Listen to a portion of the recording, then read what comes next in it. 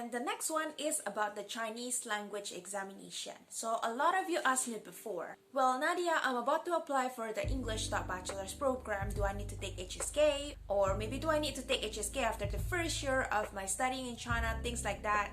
Or how about if I'm applying for the Chinese bachelor's program, Chinese master's program? Do I need to take HSK? Is it a requirement?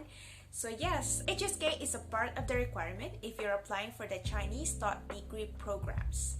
So if, let's say you're applying for a Chinese bachelor's, master's, or PhD program, then you will need to provide HSK for your application. So the requirement for HSK itself, in general, a lot of Chinese universities nowadays are requesting students to provide HSK level 5 certificate. But if you can achieve HSK level 6 or higher in the future, because they are planning to change HSK to level 9, if you can provide higher level of HSK, that will also be sufficient for your application. But what happens if you only have, let's say, HSK level 4? It can still be accepted at some universities, but not all of them. So especially if you're applying to the higher ranking universities, they would prefer if you can provide like a higher level of HSK, so at least HSK 5 or above. But for some other universities, they might still be flexible with that. So if you have HSK 4 with a minimum score of 210, usually it's still acceptable. But for higher ranking universities, please be prepared for HSK level 5 or HSK level 6 for your application. And the minimum score for HSK 5 is usually 180.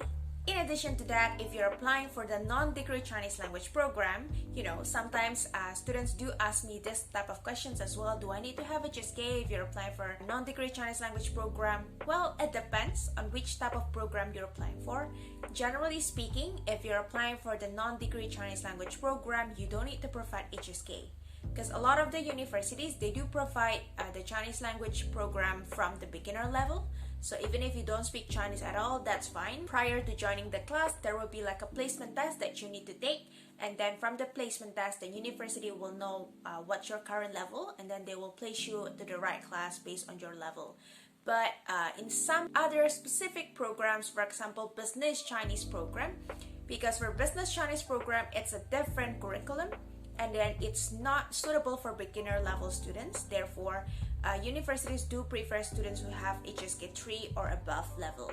So if you are beginner level, then I will not suggest you taking the business Chinese, because it's gonna be difficult for you, and it's best for you to start from learning the general Chinese, and then once you have the adequate level, then you can go and study business Chinese program.